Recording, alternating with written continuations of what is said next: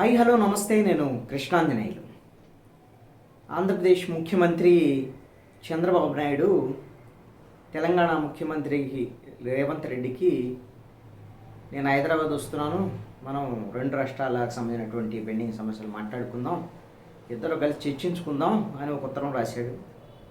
రండి గురువు గారు, మీరు వస్తే మీకు అన్ని స్వాగత ఏర్పాట్లు చేస్తాం, మనం సమస్యలు పరిష్కరించుకునే దిశగా మాట్లాడుకుందాం రండి అని ఆయన కూడా స్వాగతం పలికాడు. ఇద్దరు ముఖ్యమంత్రులు, రెండు రాష్ట్రాల ముఖ్యమంత్రులు సమావేశం అయ్యారు. ఈ సమావేశం తర్వాత ఏతావోత ఫైనల్గా ఒక మాటలో చెప్పాలి అంటే ఒక అడుగు ముందుకి రెండు అడుగులు వెనక్కి అన్నట్లుగా సాగింది ఈ సమావేశం. అదేంటి సమావేశం సౌహృద్భావ వాతావరణంలో జరిగింది. రేవంత్ రెడ్డి చంద్రబాబు నాయుడు ప్రతిపాదనల మీద సానుకూలంగా స్పందించాడు. రేవంత్ రెడ్డి ప్రతిపాదనల మీద కూడా చంద్రబాబు నాయుడు సానుకూలంగా స్పందించాడు. మంచి వాతావరణంలో జరిగింది. 10 ఏళ్ల నుంచి సమస్యలు పరిష్కారం కాలేదు, ఇప్పుడు మంచి నాంది ప్రస్తావన జరిగింది ఈ సమావేశం ద్వారాగా అని, ఈ సమావేశంతో ఏదో మొత్తం 10 ఏళ్లలో పరిష్కారం కాని సమస్యలన్నీ పరిష్కారం అయిపోయినట్టుగా, ఇంకేముంది ఇక అసలు ఆంధ్ర తెలంగాణ మధ్య సమస్యలు లేవు అన్నట్టుగా కొంతమంది మాట్లాడుతున్నారు. ప్రతిపక్ష వైఎస్ఆర్ కాంగ్రెస్ పార్టీ అయితే 1:40 నిమిషాల పాటు ఎదురు మాట్లాడుకున్నారు ముఖ్యమంత్రులు. ఏమి లేదు ప్రయోజనము, కేవలం మాటలకే పరిమితమైంది, అసలు విషయాలు చర్చలేదు, పరిష్కారాలు అసలు లేవు. మూసీ నది గురించి, అదేవిధంగా డ్రగ్సు, గంజాయి, వీటిల్లో రెండు రాష్ట్రాలు కలిసి పనిచేసేటువంటి అంశాలు, వీటి మీద ఎక్కువ మాట్లాడుకున్నారు. అసలు విభజన సమస్యల పరిష్కారం దిశగా మాట్లాడింది లేదు, వాడు పరిష్కరించింది లేదని ప్రతిపక్ష పార్టీలు ఆరోపించారు. వాస్తవంలో అసలు జరిగింది ఏమిటి అనేటువంటి అంశాన్ని కనుక మనం గమనిస్తే, 10 ఏళ్ల నుంచి ఈ విభజనకు సంబంధించినటువంటి ఆంధ్రప్రదేశ్ విభజన చట్టంలో ఉన్నటువంటి 9th 10th షెడ్యూల్లో ఉండేటువంటి 113 సంస్థలకు సంబంధించినటువంటి ఆస్తులలో ఆంధ్రప్రదేశ్కి రావాల్సినటువంటి వాటా, హైదరాబాద్లో ఉన్నటువంటి ఆస్తులు, ఈ వాటాకు సంబంధించినటువంటి విషయం తేలటం లేదు. గతంలో చంద్రబాబు నాయుడు ముఖ్యమంత్రి ఉన్నప్పుడు కేసీఆర్తో మాట్లాడాడు, వెళ్ళి కలిసి, అప్పుడు పరిష్కారం కాలేదు. ఆ తర్వాత జగన్మోహన్ రెడ్డి ముఖ్యమంత్రి అయిన తర్వాత మళ్ళీ కేసీఆర్తో దావత్ చేసుకున్నాడు, మాట్లాడారు, అప్పుడు పరిష్కారం కాలేదు. అన్ని సమస్యలు అంతే ఉన్నాయి. 9th 10th షెడ్యూల్ ఆస్తులే కాదు, విద్యుత్తు బకాయిలకు సంబంధించినటువంటి విషయం కానీ, సుమారుగా ఒక 20,000 కోట్ల రూపాయలు ఆంధ్రప్రదేశ్కి వీటిలో బకాయిలు తెలంగాణ నుంచి రావాలి అనేటువంటిది, విద్యుత్ బకాయిలు 6,500 కోట్లు ఉన్నాయని, ఇప్పుడు కూడా ఆ సమస్య అంతే ఉంది. ఇంకా విద్యా సంస్థలకు సంబంధించి, తెలుగు యూనివర్సిటీకి సంబంధించినటువంటి విషయం కానీ, ఇవన్నీ కూడా చాలా సమస్యలు పెండింగ్లో ఉన్నాయి. అయితే ఇప్పుడు జరిగినటువంటి ముఖ్యమంత్రుల సమావేశంలో ఏంటి జరిగింది? ఒక స్పష్టత వచ్చింది. ఇప్పుడు వరకు సమస్యలు పరిష్కారం అనేదానికి ఒక స్పష్టంగా వచ్చారు. మరి ఇప్పుడు పరిష్కారం కావటానికి మొదట అడుగు పడింది. ఆ మొదటి అడుగు ఏంటిది? 3 దశల్లో ఈ సమస్యలను పరిష్కరించుకోవాలి అనేటువంటిది నిర్ణయించారు. మొదటి దశ ఏమిటంటే, అక్కడ చీఫ్ సెక్రటరీ, ఇక్కడ చీఫ్ సెక్రటరీ, ఇతర ఉన్నతాధికారులతో ఒక కమిటీ వేయటం, వాళ్ళు మాట్లాడుకొని ఈ సమస్యల పరిష్కారం దిశగా వాళ్ళ స్థాయిలో ఏం పరిష్కరించగలరో పరిష్కరించడానికి ప్రతిపాదనలు చేయటం, లేదా పరిష్కరించగలిగింది పరిష్కరించడం. వాళ్ళ స్థాయిలో పరిష్కారం కావడానికి అవకాశం లేదు, ఎందుకంటే 10 ఏళ్ల నుంచి పెండింగ్ సమస్యలు, ఎవరు కూడా పట్టుబట్టి కూర్చున్నటువంటి సమస్యలు కదా, కావు. మరి ఇప్పుడు దానికి తర్వాత ఏంటి? మంత్రుల కమిటీ ఒకటి వేశారు రెండో దశలో. ఈ రెండో దశలో ఈ సమస్య పరిష్కారం, ఈ అధికారుల కమిటీ ఇచ్చినటువంటి అంశాల మీద మంత్రుల కమిటీ, అటువైపు తెలంగాణ నుంచి మల్లు బట్టి విక్రమార్క, శ్రీధర్ రెడ్డి, అదేవిధంగా జనార్దన్ రెడ్డి, పొన్నం ప్రభాకర్ వీళ్ళు ఉన్నారు. ఆంధ్రప్రదేశ్ నుంచి అయితే కందులు దుర్గేషు, అనగాని సత్యప్రసాదు ఉన్నటువంటి పరిస్థితి ఆంధ్రప్రదేశ్ వైపు నుంచి అయితే.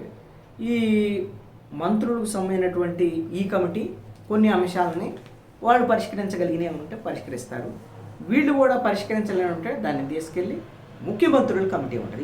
ఇద్దరు ముఖ్యమంత్రులు కలిసి కూర్చొని మాట్లాడుకుంటారు. అది మూడవ దశ. వాళ్ళకు కూడా తేలలేదనుకోండి. ఎలాగూ విభజన చట్టంలో పేర్కొన్నటువంటి అంశం ఏంటి అని అంటే, వీళ్ళిద్దరూ రెండు రాష్ట్రాల మధ్య ఈ ఆస్తులకు సంబంధించినటువంటి పంపిణీ విషయంలో సమస్యలు పరిష్కారం కాకపోతే వీటిని కేంద్ర హోంమంత్రిత్వ శాఖ పరిష్కరించాలి. ఇది విభజన చట్టంలో ఉన్నటువంటి అంశం. కాబట్టి ఈ 3 దశల్లో కాలేదనుకోండి, కేంద్ర హోంమంత్రిత్వ శాఖ దగ్గరికి వెళ్తారు.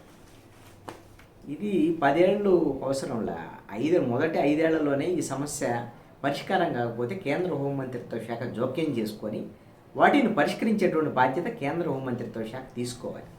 ఇప్పుడు 10 ఏళ్ల తర్వాత మళ్ళీ వీళ్ళు కూర్చొని మళ్ళీ మొదలకి ఒక 3 నెలలు 6 నెలలు సంవత్సరాల తరబడి వీళ్ళు చర్చించి మళ్ళీ కేంద్ర హోంమంత్రిత్వ శాఖ దగ్గరికి వెళ్ళి వాళ్ళు పిలిచి ఇద్దరిని చర్చించి, అందుకనే ఒక అడుగు ముందుకు 2 అడుగులు వెనక్కి అంటున్నాను.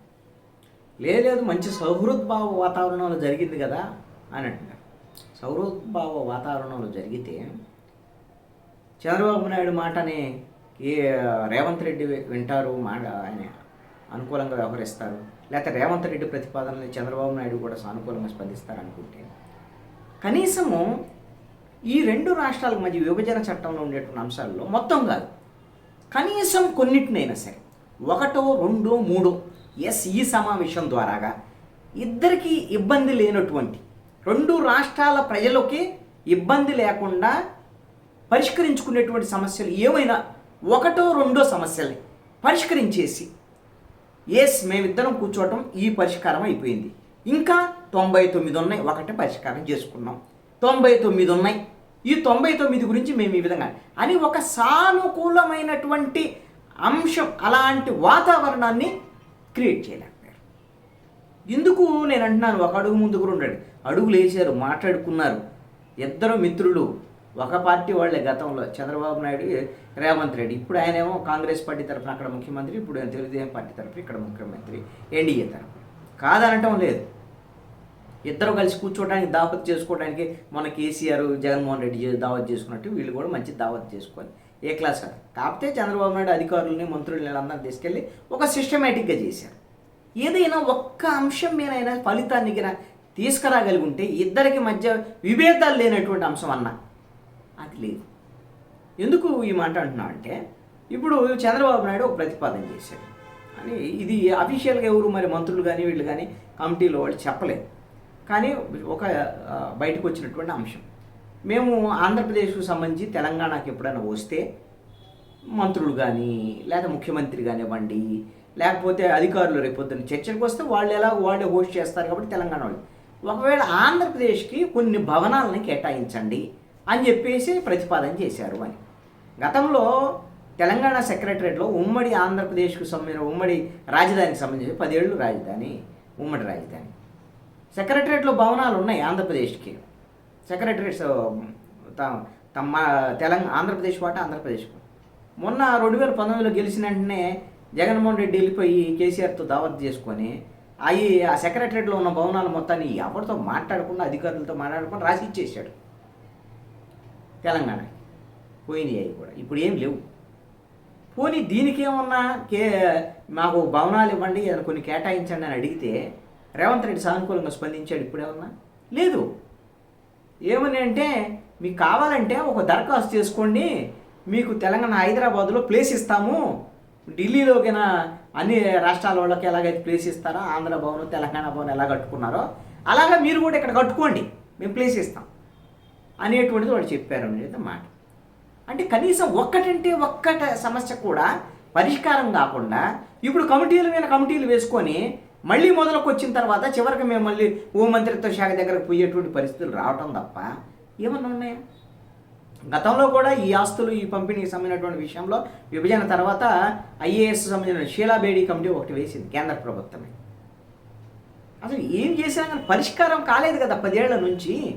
ఇప్పుడు మళ్ళీ మొదలుగా కమిటీలు వేసుకొని ఇవన్నీ చేసుకొని అంతా సమస్య పరిష్కారం అయిపోయింది అన్నట్టుగా కొంతమంది బిల్డప్ లేయటం, అసలు ఏమి ప్రయోజనం లేదు వీటి వల్లని కొంతమంది మాట్లాడటం, ఇదంతా రాజకీయపరమైనటువంటి అంశంగా ఉంది కదా తప్ప ఇది రాష్ట్రానికి, ఆంధ్రప్రదేశ్ రాష్ట్రానికి ప్రధానంగా తీవ్రమైనటువంటి నష్టం జరిగేటువంటి విధంగా ఈ 10 ఏళ్ల పాటు తెలంగాణ ప్రభుత్వం వ్యవహరించినటువంటి తీరు కానివ్వండి, ఆస్తులు పంపిణీ చేయకుండా వ్యవహరించినటువంటి తీరు కానివ్వండి, విద్యుత్ బకాయిలు చెల్లించకుండా ఉండేటువంటి తీరు కానివ్వండి, ఇవన్నీ కూడా ఆంధ్రప్రదేశ్కి తీవ్రంగా నష్టం కలిగించినటువంటి అంశం. మరి ఈ సమావేశం మాత్రం ఖచ్చితంగా ఇది ఒక అడుగు ముందుకు 2 అడుగులు వెనక్కి అనేటువంటి విధంగానే సాగింది. భవిష్యత్తులో అయినా సరే త్వరితగతిన ఒక టైం బౌండ్ పెట్టుకొని, ఇప్పుడు అధికారులు ఎన్ని రోజులు మాట్లాడుకుంటారు? ఒక నెల, 2 నెలలు, 3 నెలలు ఉన్న సమస్యలైనా అందరికీ తెలిసినాయి కదా.